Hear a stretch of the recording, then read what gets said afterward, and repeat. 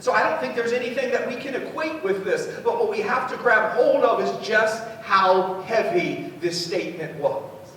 As impressive and beautiful and purposed as the temple was, what Jesus was teaching us is that it was also temporary. And so I'll ask you this, what is it? What is it temporary? Because there's a lot of things in our lives we want to be permanent, and if you haven't learned it yet, everything is temporary.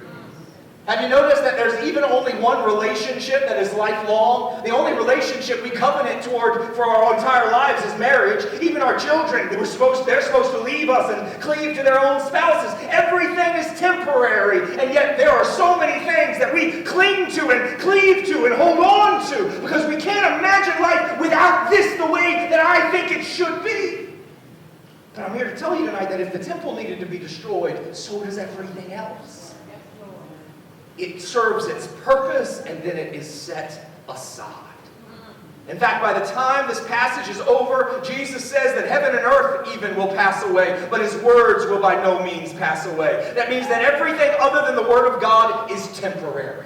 Listen, it can be purposed and planned, it can be made by God and blessed by God, but it's all only meant to point to God. And when it is finished, its purpose, it must be finished, and we must be finished with it.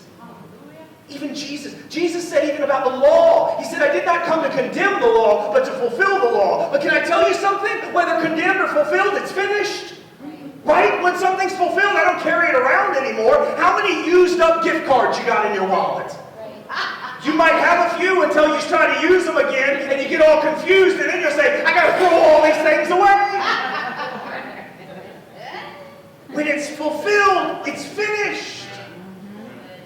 And I don't want to step on toes, but there's some fulfilled stuff in our lives we need to be finished with. There's some fulfilled stuff and some filled things and promises and places that we need to be finished with because they did what they were meant to do. They finished what God sent them to do. He accomplished what he had planned, and we need to let them go. Because if we don't, we'll keep trying to use empty gift cards.